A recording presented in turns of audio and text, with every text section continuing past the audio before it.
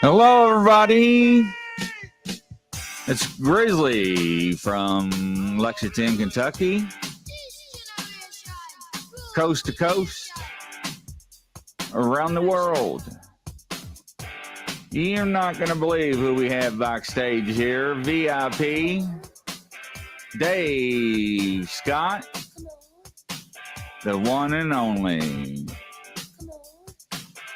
Are you going to be surprised what is in tell for our show today? No limits, no bars hold. Whatever comes out, it's going to be. How you doing, Dave? I am absolutely fantastic. How you doing there, Grizz? Oh, doing wonderful, doing wonderful. So why don't you tell me a little about yourself? Well, I'm a radio guy, true and true, and sometimes I like to put my hair down. Sometimes I like to grow my beard out. I like a good game of old-fashioned hockey, not the crap they play today. And otherwise, in about 3.5 hours, I will be heading out to the forest to go look for Bigfoot. All right. So how'd you get started in this cryptid and Bigfoot world? Well, I was a professional radio broadcaster until 2007. And then I left and changed careers, got more into the financial end of things. And in 2011, December 13th, I had an experience with my mother where my mother is a 2-time cancer survivor. And I saw the age of death in her eyes. And my mother's beautiful blue eyes were jet black and scared the daylights out of me. And a couple of hours later, I knew what I was looking at that time. And a couple of hours later, I ended up not knowing what channeling was. I ended up channeling the angel of death and told me how to keep my mom alive. And so that's kind of where I was, kind of brought into the whole thing. And, I started investigating things after that because being a journalist by trade, when you have questions, you seek answers. And still haven't found the answers, but I'm still seeking, almost 10 years later. Right on. Right on. Well, I tell you what, that must have been scary to look into the eyes and seeing something like that, especially if your loved one. Yeah, it was, excuse me. It was an eye-opening experience, no pun intended. I didn't really think about it. I didn't really do anything. I didn't expect anything supernatural to happen, but it was weird because the follow-ups were pretty grandiose. Within a couple of days of that happening, my house all of a sudden became haunted. And I never really thought of doing anything with it except kind of experimenting and learning. Worked with a guru, a gentleman friend of mine named Pascal. The first question he asked me when we started talking about it was, how far down the rabbit hole do you want to go? Yeah, that's true. And I said, all the way. And, since then, I mean, I've had dozens of paranormal happenings. I've seen Sasquatch and encountered the creature a couple of times, only seen 2 of them at the same time. And seen a bunch of UFOs, seen a landing, seen extraterrestrials. So, I mean, I'm a major believer in what's going on, but it's finding out the why that is the difficult one. We can do the who, what, where, when, but the why is a difficult question. And I think for any experiencer out there, that's the one we're searching for. Oh, absolutely. And I can tell you this, I interviewed people that's been doing this for 25 plus years and have no encounters at all, no experiences. So you're very fortunate in that end. So your first, go ahead. I don't know if I would call it fortunate.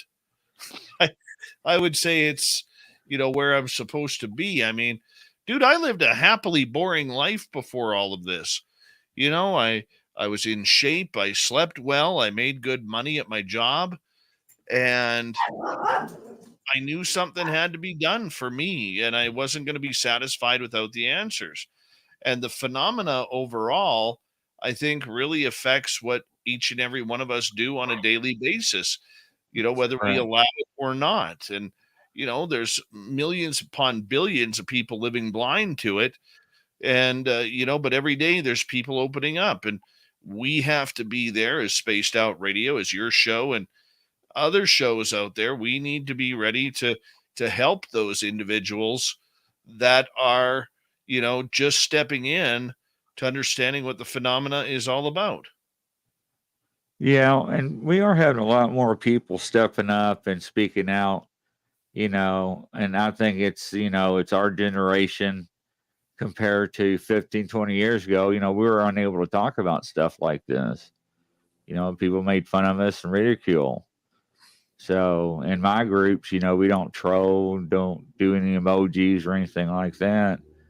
I mean, we pretty keep it straightforward. So, I mean, how did your Bigfoot encounter start out? Well, it started out working with my guru Pascal. Excuse me. Um, it started off where we were really pressing the phenomena to kind of show itself to us, kind of as we wanted. And I started really trying to manifest having an encounter, and I thought it was going to happen in July of 2013. And when July came around and went and nothing happened, um, I thought, well, damn, wonder what happened. And then we were at a friend's house who I had a lot of experiences on their property. We walked to the back of their 10 acres on top of a mountain in Mission, British Columbia. Walked into the forest because my friend wanted to show me where he had an interesting encounter as a kid, playing cops and robbers, not with anything cryptid, but with something really strange and and paranormal. And so we started walking along this deer trail. Way in the back, we're probably 300-400 yards uh, from his fence line, and that's where we saw one behind it. No, at first we came across a tree that was snapped at about 8 feet high. And in my extremely amateur point of view, I said to my friend, his name is Dave as well.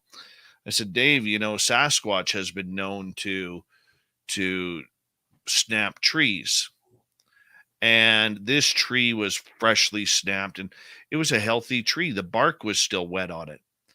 And what was interesting about that is we had had zero windstorms or anything like that that would cause a perfectly healthy tree to just be snapped.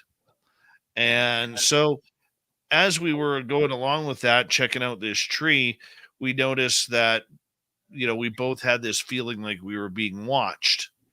And we just started looking around, and we looked to the north of us at about 12 o'clock, and we saw something underneath the canopy of an old fir tree, kind of peering out and then pulling back in, and then peering out again at us and then pulling back in. Then we saw the shoulders. We saw, the one shoulder, and then we would see half a face. This thing was probably 100 feet from us, and we watched it for about 5 minutes. And there was so much phenomena happening on that property at that time, Grizz, that really we had the people who own the farm, my friend Dave and his ex fiance. We really had, or they, I should say, really had some strict rules about everything. There was no drinking allowed on their property. There was no smoking any type of pot or any other narcotic allowed. There was they didn't allow video or photography on their property. They wanted the phenomena to be as understanding as possible, and wanted the phenomena to understand that there was a safe haven there. We weren't using the phenomena for any sort of malicious intent or personal intent. It was about growing and learning more about our own spirituality, consciousness, and all sorts of big words that we try to use in this community. And so when we saw that first one, after about 5 minutes, Dave said, well, let's leave this guy go and maybe he'll come back again. So we put our hands up, kind of waved, and started to walk away. And as I started to turn to my right to go right back down the trail, I was, my eyes were caught by this shaking of a tree, like a tree branch that was shaking really, really fast. And I stopped and I looked, and that's where I saw the second one walk right through where that tree branch was at about 75 feet away. I got a full right side and back profile of it from the waist up. I never saw the face. He never turned to look at me. I saw the shoulders. There was no neck. It went straight into the pointy head. And I yelled over at my friend Dave, did you see the second one?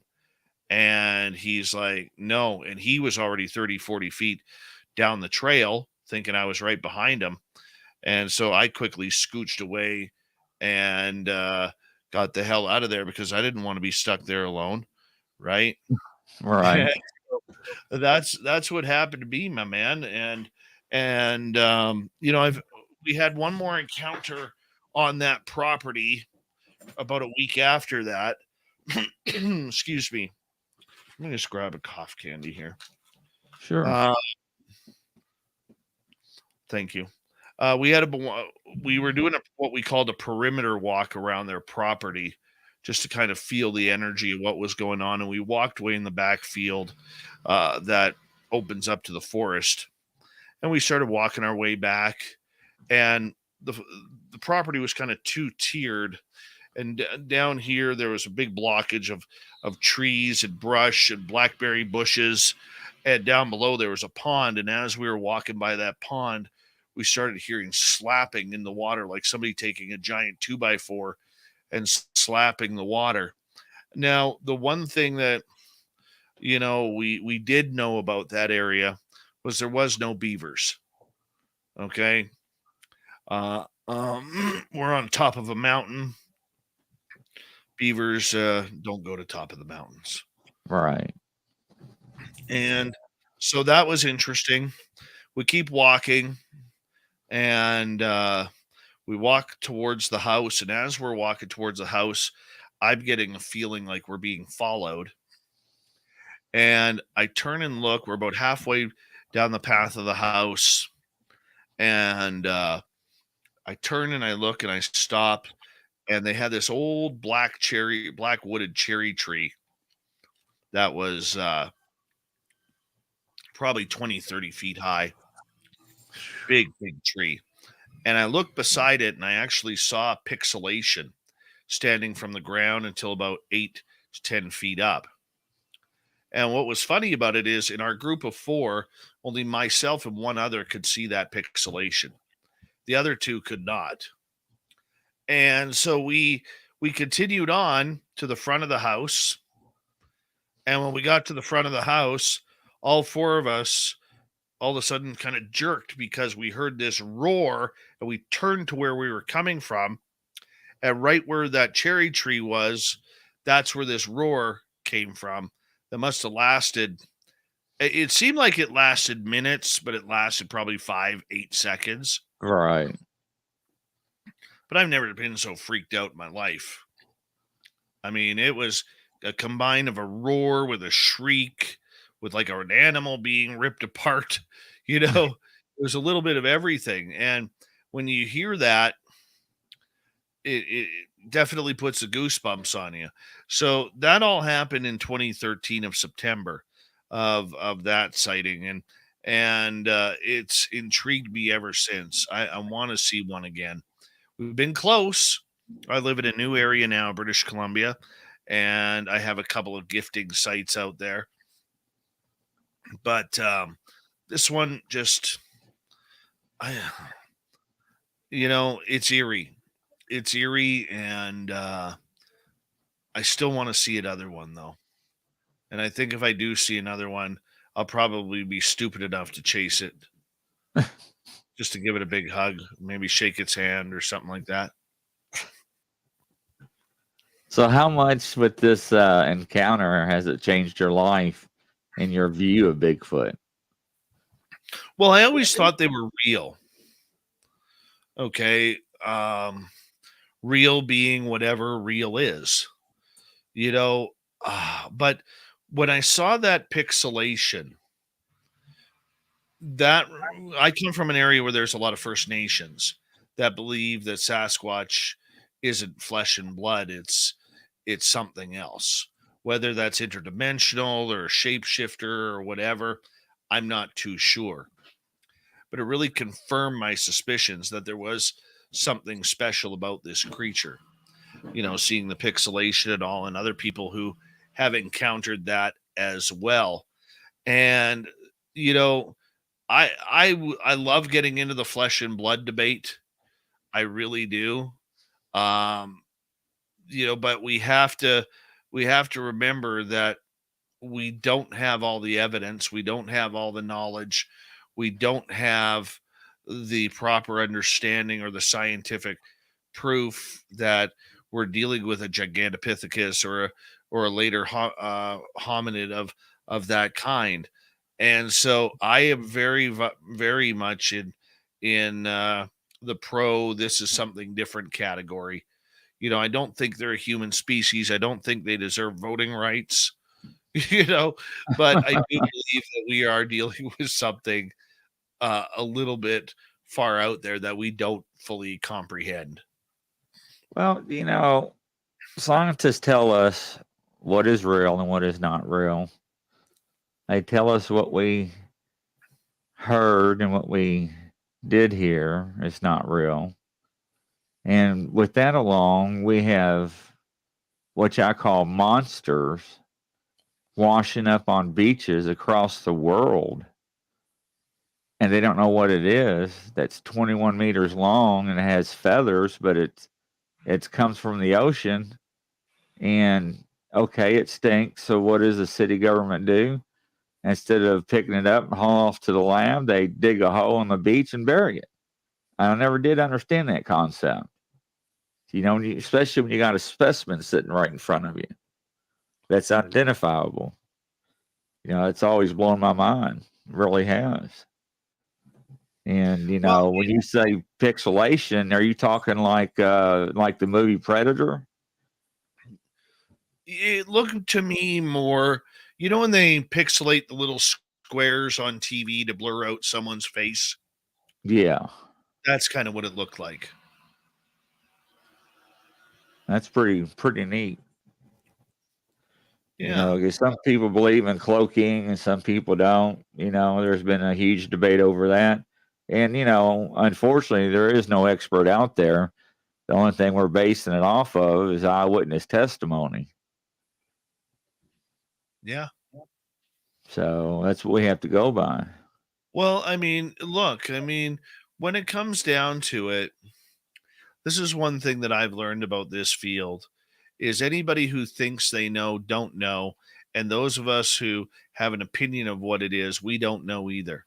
And there's too many people out there right now that are really trying to push their own opinions.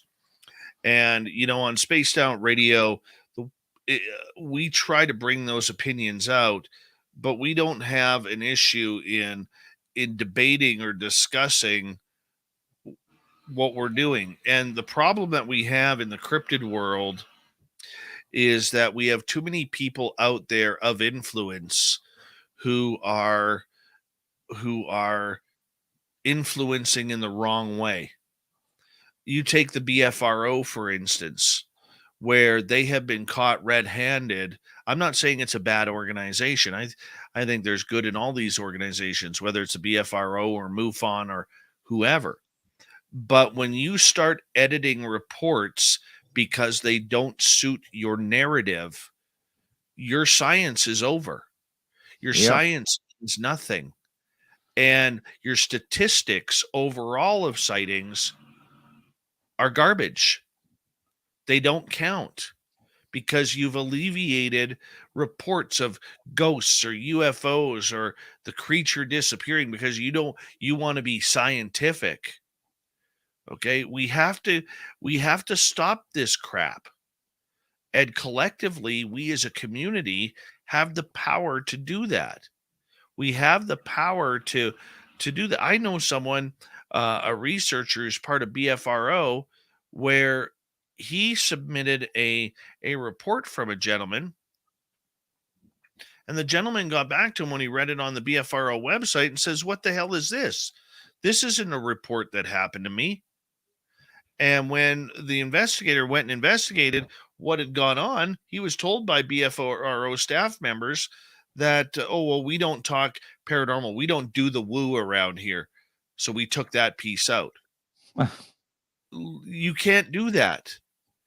You can't do things like that. It's not conducive to the investigation, Grizz. And this is where we continue to shoot ourselves in the foot, because all that person is doing, all that group is now doing, is conducting opinion. They're not conducting science. They're not conducting anything like that. They're conducting opinion.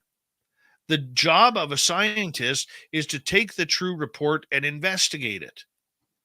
You don't get Right. to edit it. You don't get to play with it. You don't leave it out of the system because it's too much woo. That's what kills what we do. And look, I see the other side of the argument, okay? I do, saying we want people to take this seriously. And if we start throwing in ghosts and UFOs and goat man and dog man and gnomes and creatures disappearing, or shape shifting, nobody's going to believe us. Well, there's generations of First Nations people out there who will believe you. There's people who've experienced the phenomena who will believe you. We have a lot of that going on. And the problem is we're allowing certain individuals with power to dictate what is happening. I know there's one guy here in Vancouver. He goes out in the field chasing the big monkey. And when you ask him about, it's not a monkey. Well, that's what I call it. Okay, that's fine. Explain this to me. Explain gifting sites. Explain footprints. Why when we only find a single print 9.5 times out of 10 is it a right foot and not a left footprint? It's always a right foot. Doesn't matter the size. What's with that? Okay, Yeah, that's a good point. right? It Why really is. why do people have ghostly encounters? Why have people seen them vanish? I mean, it's like in the snow where I had Cliff Barrickman on my show one day. Great guy, fantastic guy. And I asked him to explain to me one day about, footprints. Now, I'm not an expert in footprints, man. I'm far from it. But the one thing that I do know in my extremely limited scientific mind is this: there's not a creature on this planet that can step backwards and create the exact same print. Not a one. Because walking forward is much different than walking backwards. Walking forward is aerobic. You use certain muscles for your stride, your knee bend, your step, the amount of weight that goes on each foot. When you walk backwards, it's anaerobic, which means you're using different muscles. Okay, this is why when we walk backwards, we feel a little awkward, and a lot of people will trip if they speed up going backwards because we're not used to it.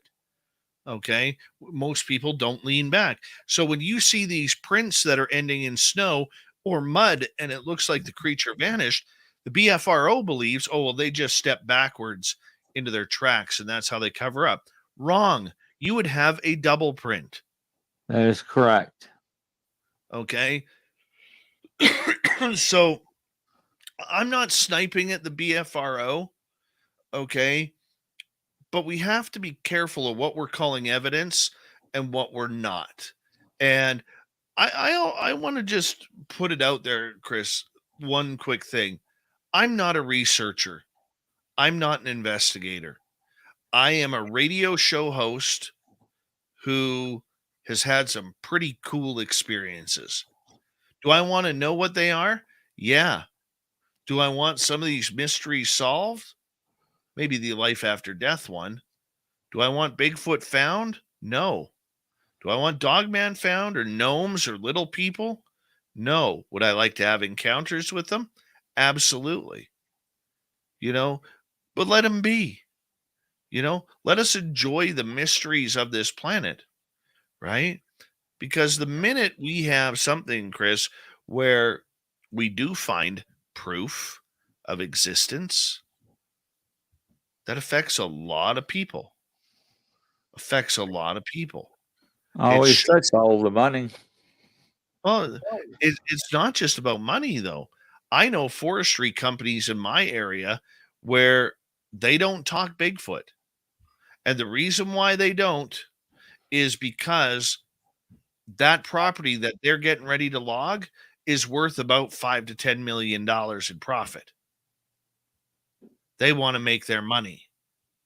They want to make sure that their crew has money to feed their families. And for me, I don't know how it works in the United States, but up here in Canada, if we were to find Bigfoot, that entire area, for how many square kilometers or miles, I don't know, would be shut off, though. It'd be shut off to the public, shut off to logging, shut off to mining, shut off to hunting and fishing and camping and glamping and whatever else. That area would be shut off to hikers, everything, because now they have to investigate what is the habitat, what are they feeding on, are they endangered, are they at risk, what are they, are they animals or are they something different, what are they feeding on, where are they sleeping, where are their dens, where are they defecating, where are they urinating, you know they want to know absolutely everything about this newfound creature.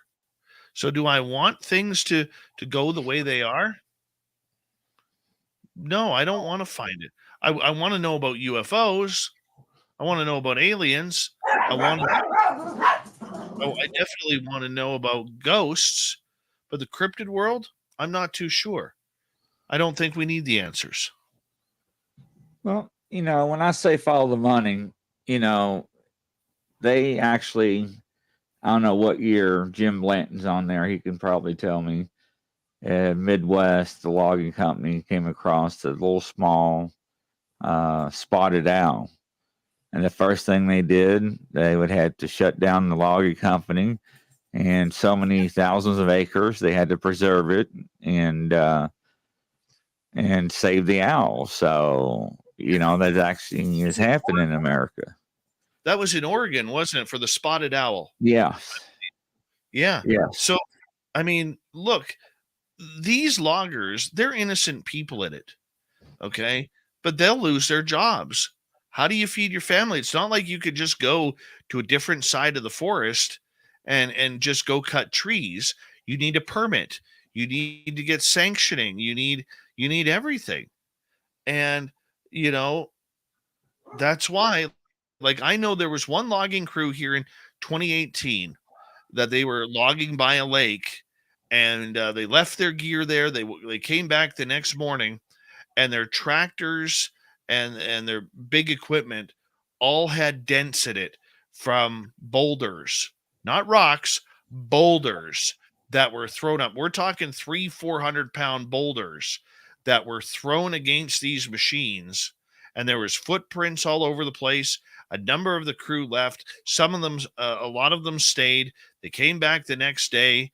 There was damage all over again, and they had to finish that entire area with a skeleton crew because they were the other forest workers were so distraught about what was watching them in the forest, and they didn't want anything bad to happen. Now, those are the stories that get covered up. Those are the stories you'll never hear about unless you know a logger or you know someone in that industry, right? But your friend is exactly right. Like what happened to the spotted owl, which was on the endangered species close to extinction, when they found that new big hatch in Oregon. That's where they needed to wake up and shut down that area. The government had no choice. The scientists had no choice. Great for the environment, great for the spotted owl, but those men and women who were going out there to log each employee lost between $70,000 and $100,000. Yep, Thomas Sweed. He's the guy on Sasquatch Island, and he actually gets paid by lumber companies to go up and sit on the equipment for weeks on in time to ensure Bigfoot or Sasquatch does not do any damage, because they had problems before.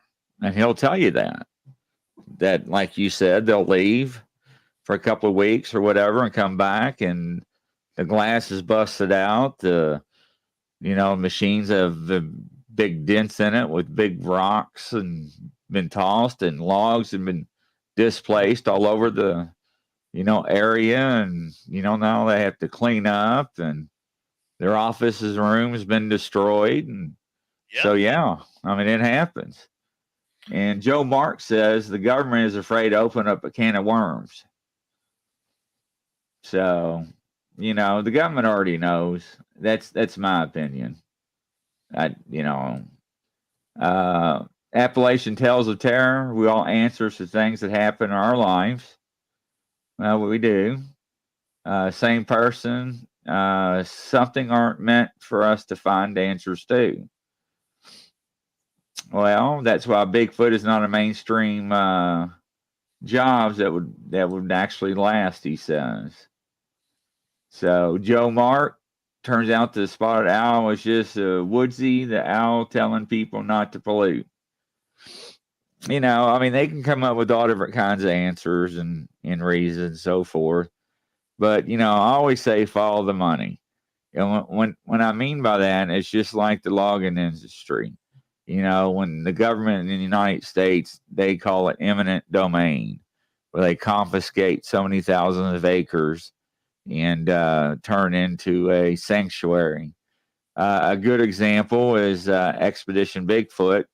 I think the last part of the last season last year or this year, they got too close to the nest of Bigfoot that older gentleman caught them out in the woods, and they interviewed him and wanted to know if they had a permit. And he was showing them pictures of the Sasquatch nest that his buddy, claimed allegedly to take pictures of. And all of a sudden, within weeks, there's 3,000 plus acres that's eminent domain, and fences up with barbed wire. So what does that tell you? Mm-hmm. Oh, hey, man, there is things going on that we don't know about, from the hunting. I've heard stories about, hunting Sasquatches on military bases to, sending in these teams all across the central U.S. and into central Canada to go locate and destroy dogman after encounters. I've heard a lot of that, right? And it's scary to think that the government would be involved in that. You hope that they aren't. It isn't really confirmed, but why doesn't the Smithsonian open up, its records for us to see? There's a lot of strangeness that goes along with that. But I'm of the belief that you can't, as a bullet isn't going to kill these creatures. It's going to make them angry. But when you're dealing with something as physically capable as a Sasquatch, We don't know how hard their chest pattern is if you shoot them in the chest. We don't know how thick their skulls are if you shoot them in the face. You know, you just hope that they don't wear Justin Trudeau's socks, because they look good. But I mean, that's just the way it is. We don't know, and this is where it bugs me, Grizz, when people talk so matter of fact about these cryptids. Right? How do you talk matter of fact on something you don't know? You may have learned some information, maybe what they're eating during the seasons, or oh, I got a spider on me. Flick him off. What they're eating during the seasons, or what they're drinking, or what their dietary system is. You can learn a lot out of scat, but how often do we find scat? And if we Right. do, it's 9 times out of 10 bear poo, Right. right? And Yeah. so, what do you do? I mean, there's still more questions than answers, and that's why we keep pursuing it. Well, Appalachian tales of terror, unless they are a threat, I say leave them alone. And Joe Mark, exactly leave them alone. Joe Mark, if somebody left a lot of equipment in my yard without permission, I'll destroy it too. So, and Thomas Sweet, he is part of an Indian tribe up there in British Columbia, and he has a lot of encounters with them. He calls them the woodsman people. But it's very interesting to him to, tell stories from over the years from his tribes and his elderly. But when following the money, it's not only a logging company, but let's look at the national parks, Yosemite, Yellowstone. I don't live too far from the Appalachian Trail. And guys and ladies and gentlemen, I know I'm going to hit it again, but we're talking about 411. All these people that go missing. I mean, where they go to? I mean, they are disappearing off the face of the earth with no traces of clothes, hunting equipment, backpacks, camping gear, nothing. Then you got the Alaskan Triangle, it's been a couple of years ago. It's been 60,000 plus people missing. And one of my interviewees and I got into debate over that. And, he was bringing up, well, there's suicides and people this and that. So I'll start breaking it down into slices of pie. And I said, all right, I'll give you 15% of that. But we could not get below 55%, and in the debate, trying to figure out where the other people went to. I mean, what are your thoughts on something like that? Oh, goodness. That's the big mystery. I mean, look, there's a number of really, really big areas on this planet of North America, or this continent of North America. And Chris, we have to remember it could be anything that's taken them. Okay. I mean, how many people have gone off the grid, okay, to live?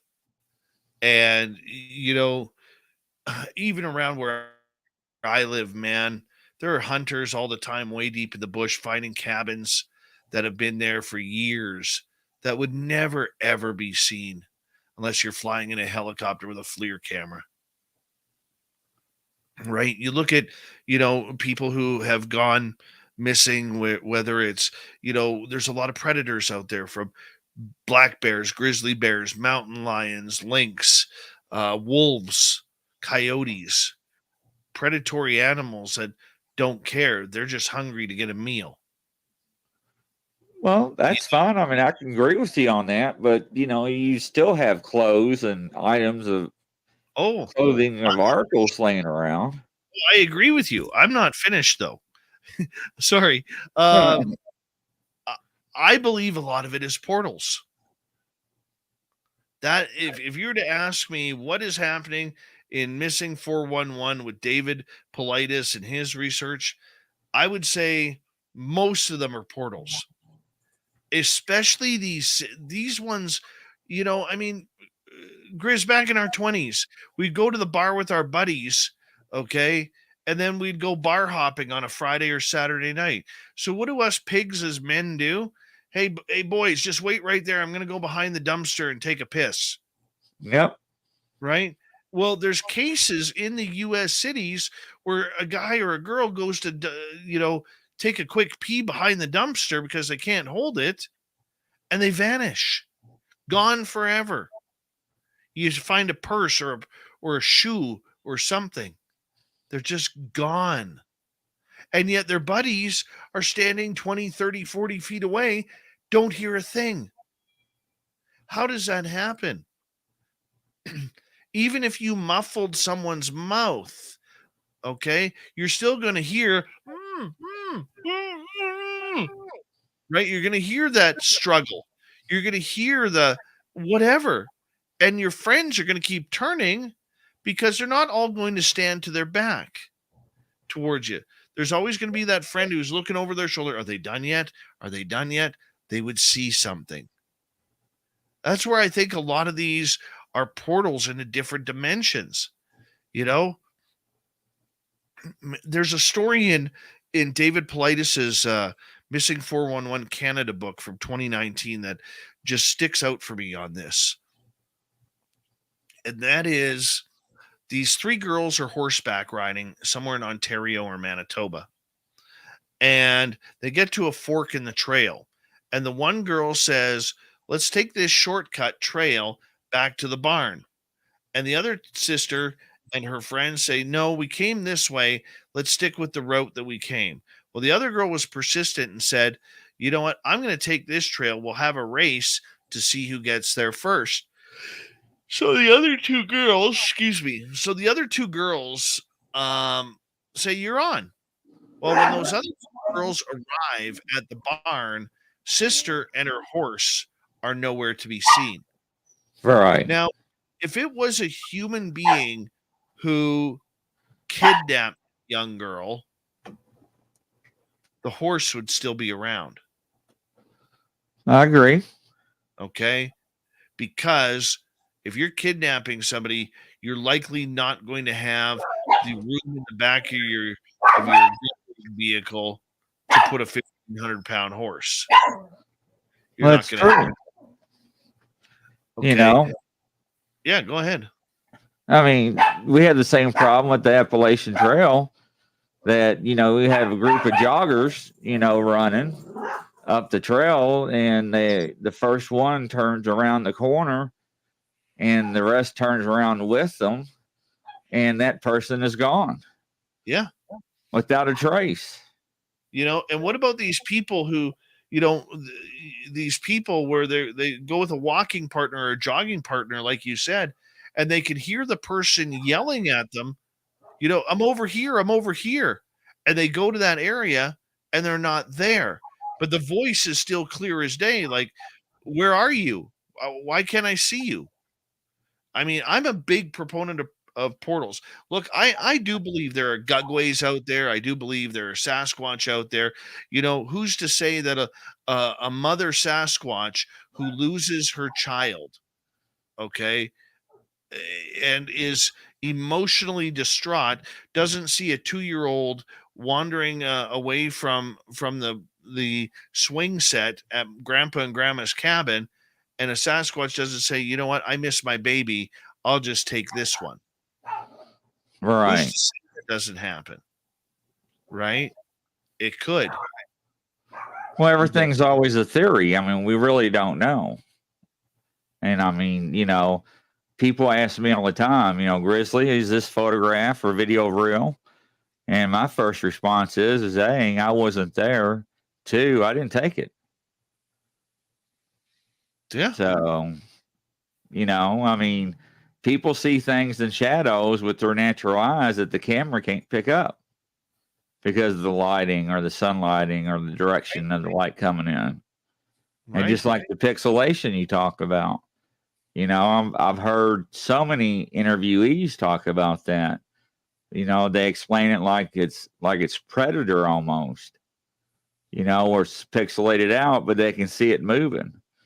Or they'd be walking down a trail and they can hear, something running towards them Mm-hmm. bipedally and stop right in front of them and hear it breathing hard and nothing's there. Yeah. My friend, let me tell you a little Sasquatch story. I've told this on our show a number of times. My friend Merle is a paranormal investigator, and about 25 miles southwest of me, we have Canada's largest unsolved mass murder. And that largest unsolved mass murder happened on July 8th, 1965, where a plane blew up in the sky, killing all 52 people on board.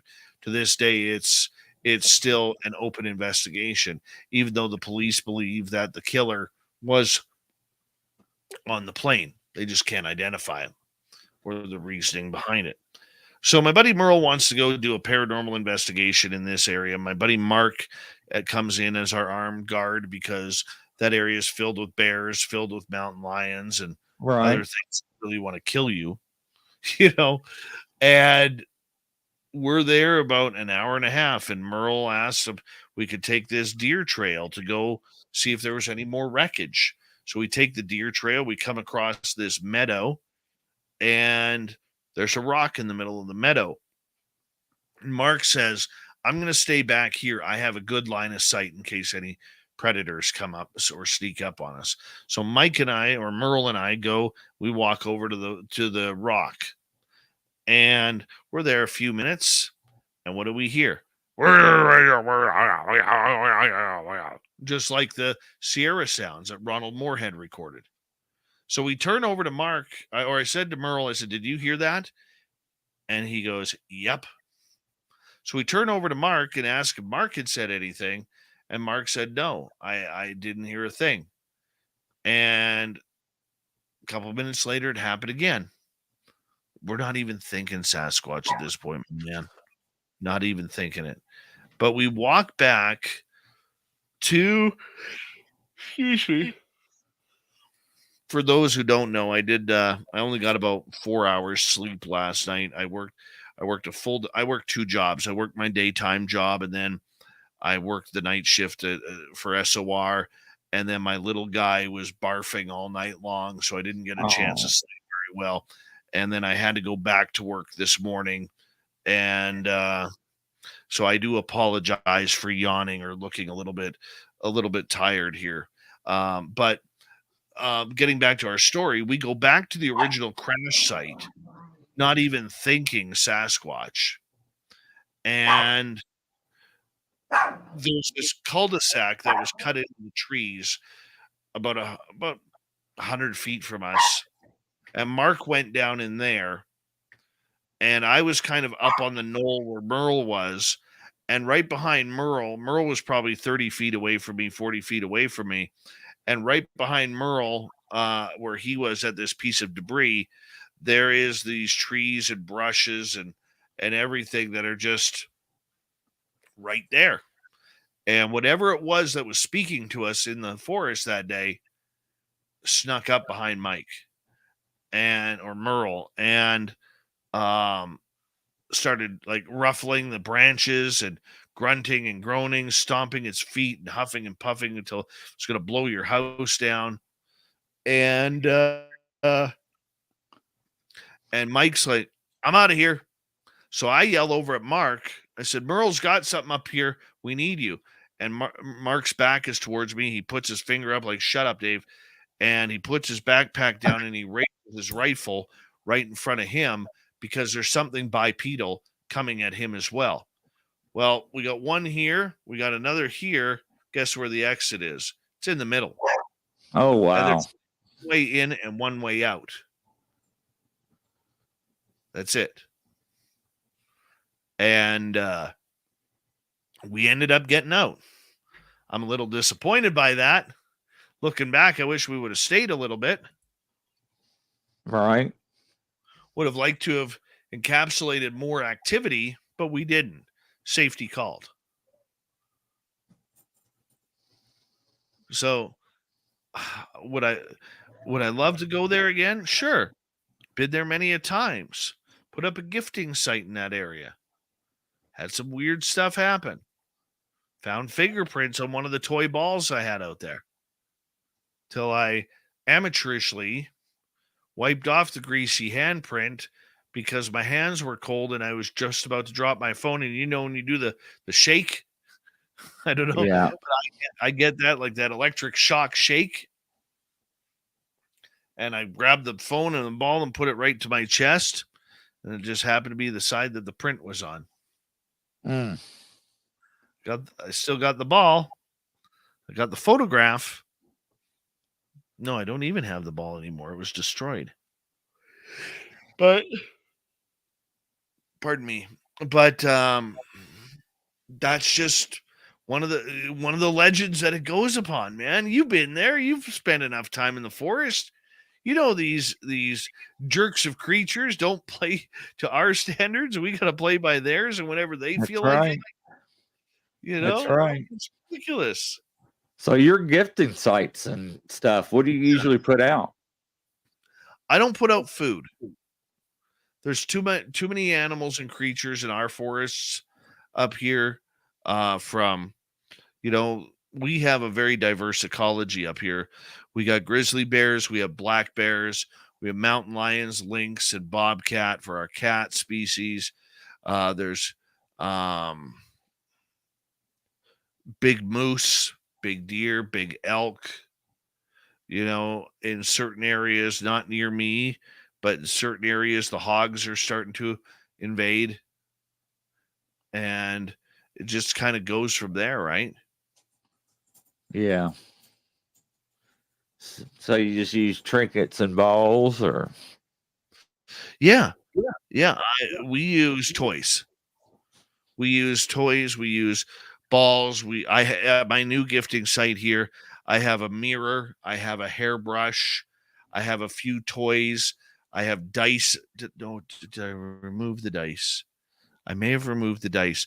I got some. You go to the dollar store, you get a bag of those glass colored, stones. They're about that big. We yeah, got, they're really smooth. We got those. We don't have too much there. My friend took some long grass and braided it. And we've got that up there. So we got quite a few things.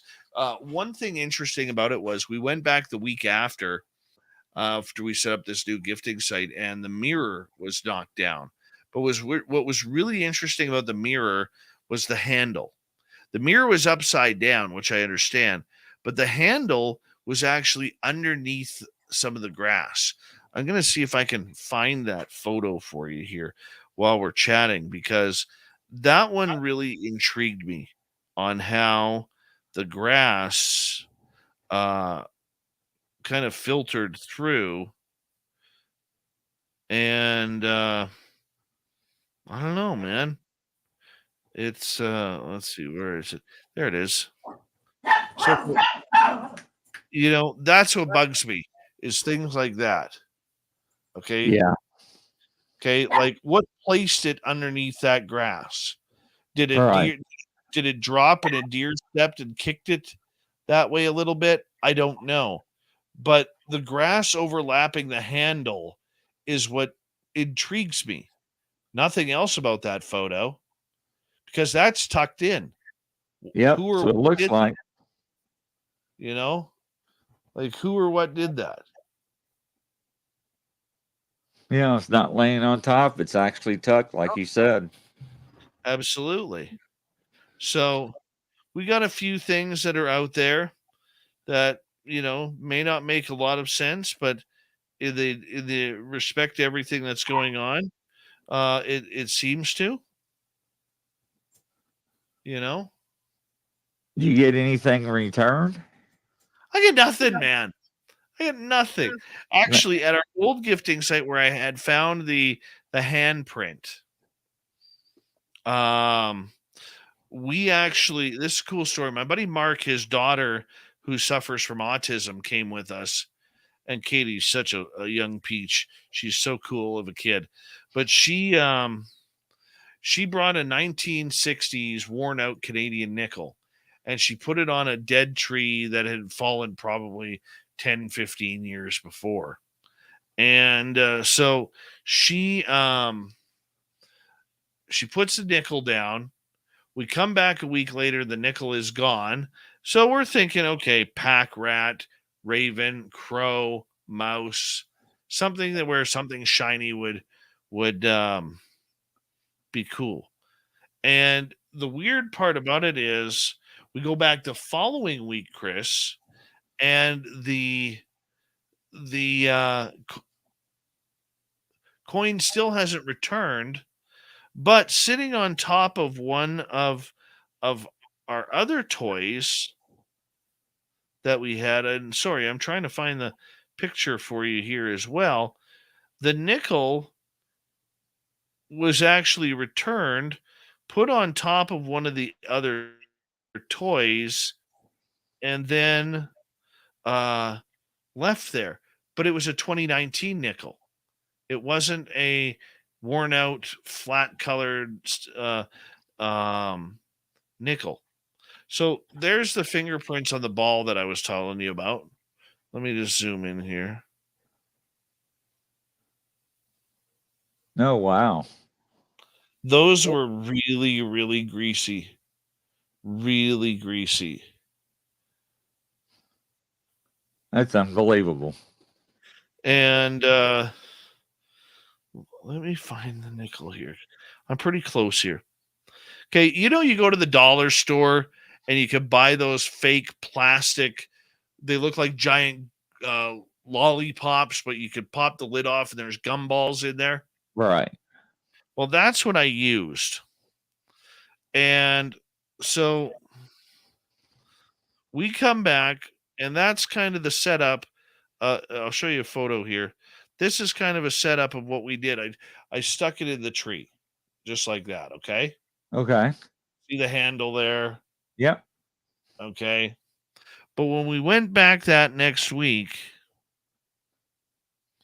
here was the problem. Where is it?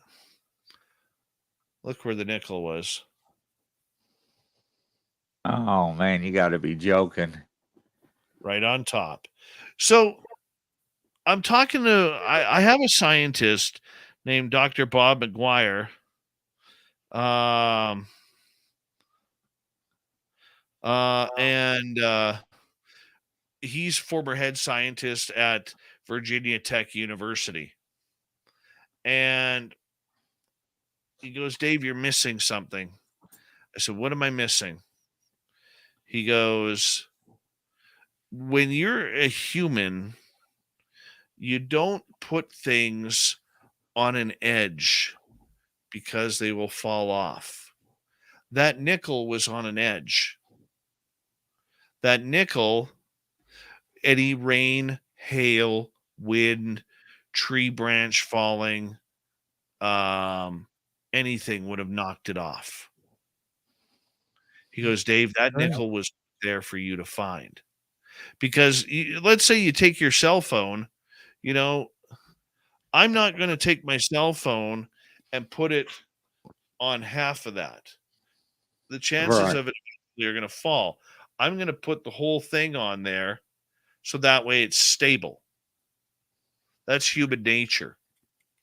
But that nickel, it's way too coincidental that that nickel or that a nickel was left back for us.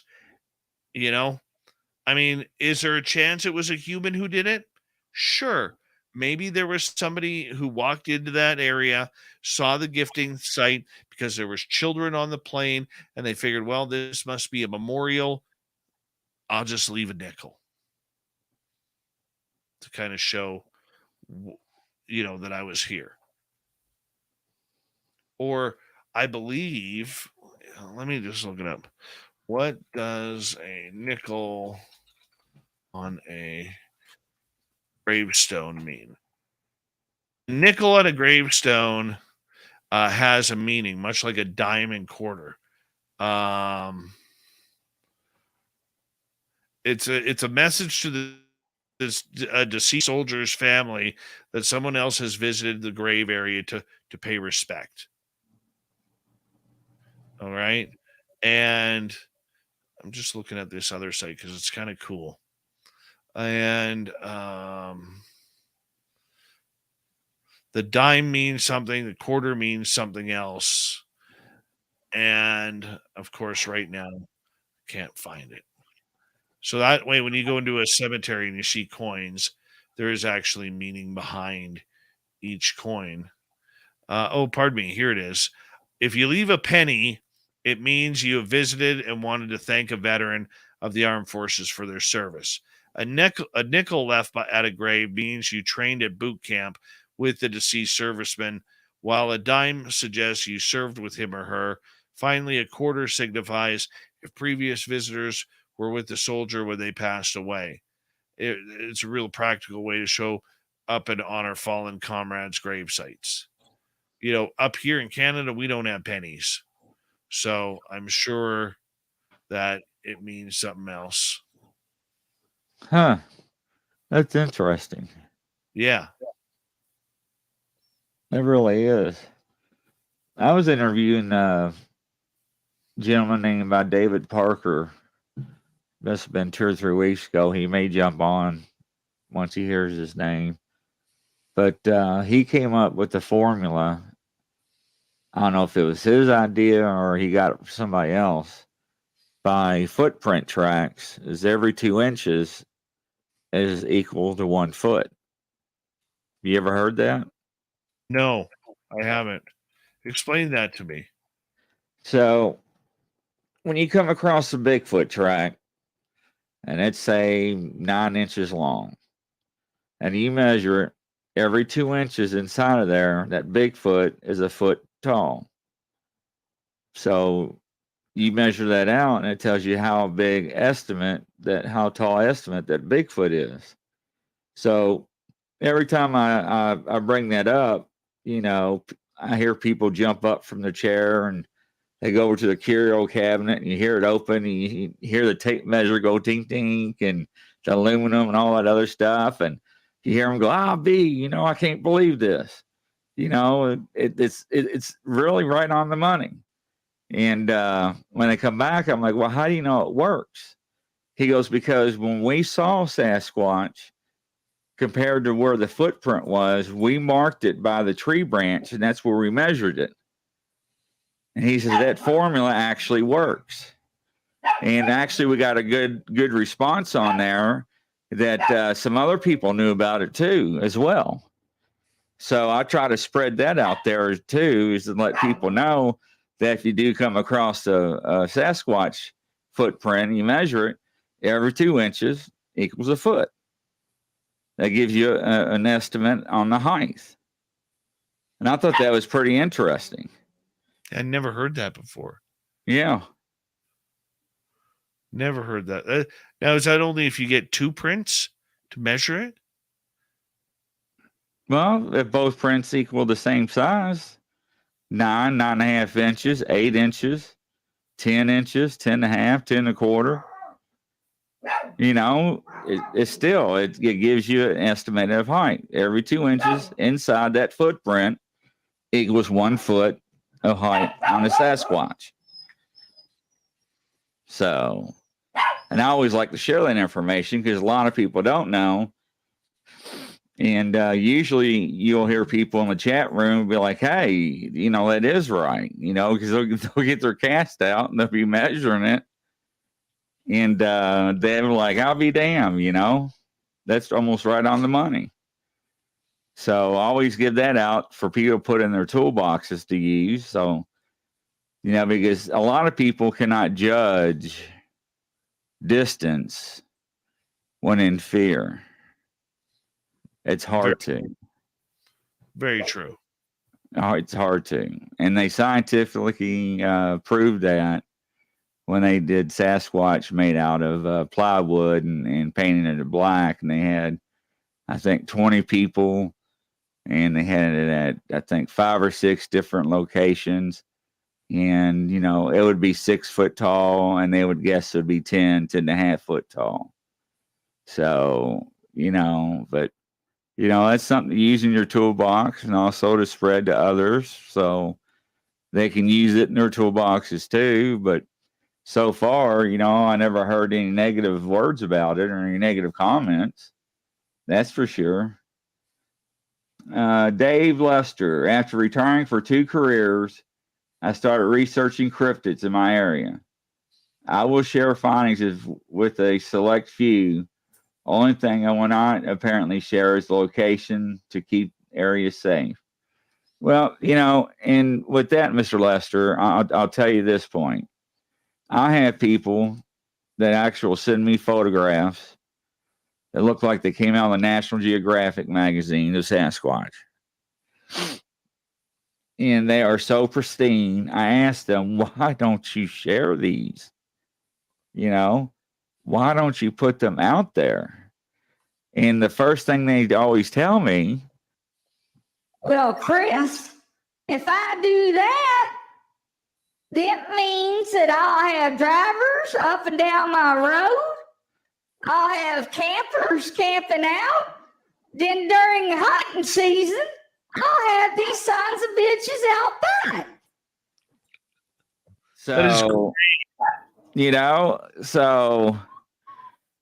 I mean, okay, I agree with you. So, I thought about this, Mr. Scott. I really did. I thought about this hard because I agree with Mr. Lester that they do want to protect their area and their families or cryptids or their clans, however you want to call it. So in my groups, I have psychics, mediums, state police, first responders, and a couple civilians on my board. Now I'm adding some more psychics and mediums to my staff too. So certain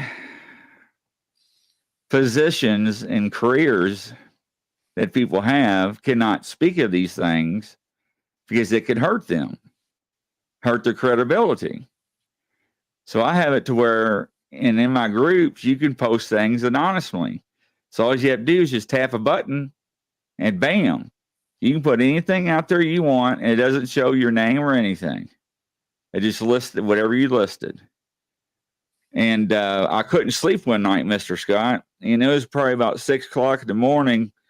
And I was thinking about what he said. And I noticed, Mr. Scott, that, in this community of cryptids and Bigfoots and stuff, that a lot of people are not tight knit.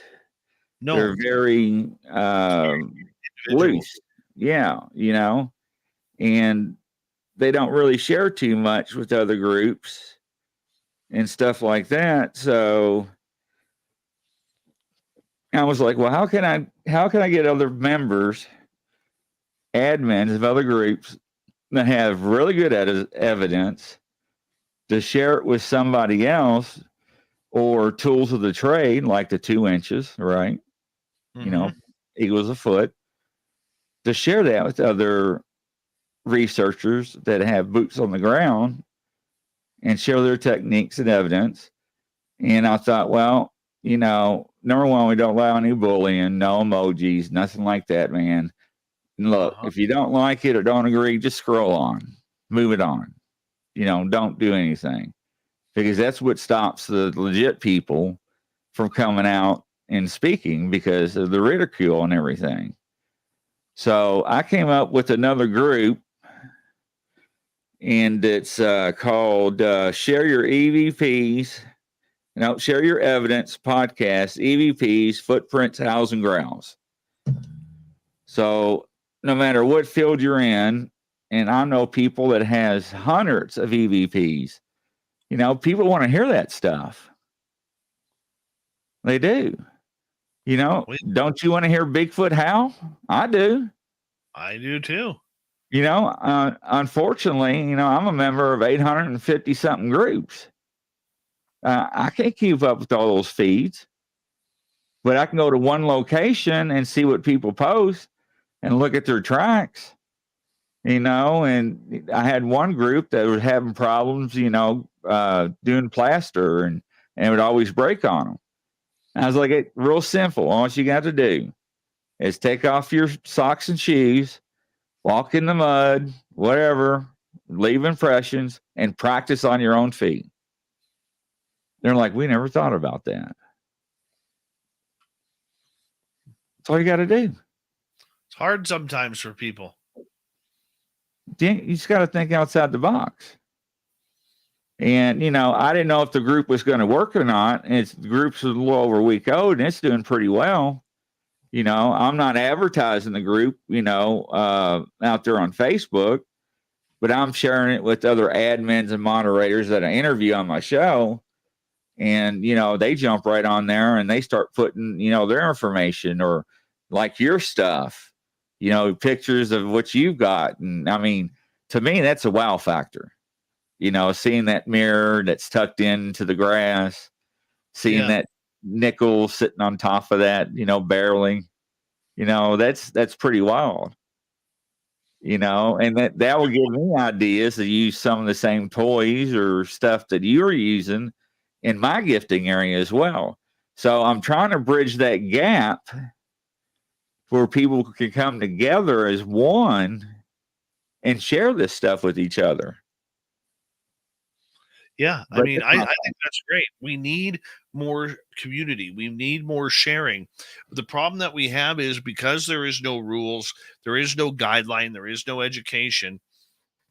We're all relying on our own ego. It's like I watch my paranormal buddy. He literally has a stalker who will go around while he's investigating a location and call that location up 4 or 5 times and explain to the curator of the museum or the owner of the hotel or whatever it may be, and say, hey, why is he allowed to investigate there? Can we come investigate there too? Right? Just fills them right up. A lot of people can't handle it. And it's actually, in that case, it's funny to watch. It really is. But I mean, the idea behind it all right now, Grizz, is, we're too far away from, and too long in the tooth for any of this para-unity crap. And I think what we have to do, I don't mind people doing individualism. Look, if I had that smoking gun photograph of the next Patterson Gimlin film, I could honestly say I doubt I would release it to the public. I highly doubt it. Here's the reasoning why. I don't want in the next 50 years to ride on my children's shoulder like they did for Roger Patterson and Bob. It's not worth it. You find it, keep it between your buddies. Don't even send them a copy. You might have a clear as day shot of you shaking Sasquatch hands. And I've seen good pictures that were outstanding. Mm-hmm. Just, pristine. But once again, they want to protect the clan and everything else. So one thing I try to do is provide the goods and services and alter means to let the people, if they choose to show stuff and not being ridiculed or not being known that, hey, Grizzly lives in Lexington, Kentucky, so I know where he got his evidence. It's not far away from where he's at, so let's try to hunt that down. Oh, hey, we all have our areas. We all have our areas where we're comfortable, and in your area, you ever get spooked out there where you just don't feel like going in? Oh yeah. Oh yeah. Especially when I used to go hunting all the time. David Lester says 11 inches was with the shoe on. I'm 5'9". My foot is 11 inches. It comes out to 5.5 inches. Interesting. That's what I'm saying. It's just a ballpark estimate, and it works. And it's, people wow over that. They really do. It's 100%. Amazing. Yeah. 100%. So that's something you could share on your show with your guests and interviewees and so forth. Maybe. You never know. No, you don't. Oh, I got all these little black flies around me. I thought they were supposed to be dead now. Yeah, especially with your weather up there, right? these no-see-ums or whatever the hell they're called. Uh-huh. Oh, they're terrible. So just for giggles and everything, I sent you that link where I was talking about the evidence and stuff. So you can have it as a resource too, if you ever want it. You know, it's Thank there you. for you. I appreciate that. So, but anything else you like to add or say? No, man, it's been a great time. Been a great time. I love Yeah, talking. absolutely. I just apologize to you, man, for being a little overtired and less extravagant than what I normally am. Oh man, it happens. You know, we were talking before we got on air how we get stood up and people don't check their equipment and all sorts of items. And it happens before you go live. It happens. You know, it's just been very wonderful to have the one and only Dave Scott on the Grizzly Bigfoot show. And how do they get a hold of you? Find me everywhere at Spaced Out Radio on social media, and just type it on in and you'll get right there. Doesn't matter whether it's YouTube, Twitter, Twitch, Facebook, StreamYard, or not StreamYard, Spreaker, Instagram. What's that other one? TikTok. God, I hate TikTok. Hey, you just so many you just can't keep up with. Man, it sucks. It really does suck. But thank you for your time, Grizz. It's been a pleasure. Oh, absolutely. That's a fantastic beard. I appreciate that. I really do. And ladies and gentlemen, unfortunately, it's that time of day. And I do apologize about my chihuahuas chasing the cat around. I hate to hear that. But I want to say once again, thank you for our VIP. I really appreciate his time. I know he's very busy. But if you want to be on my show, all you got to do is email me at Grizzly, the Paranormal at gmail.com. That's Grizzly, the Paranormal at gmail.com. From around the world, coast to coast, ladies and gentlemen, good afternoon. We must say goodbye for now. Y'all have a great afternoon. I'll see you on my live broadcast probably about an hour or so from now. Everyone take care.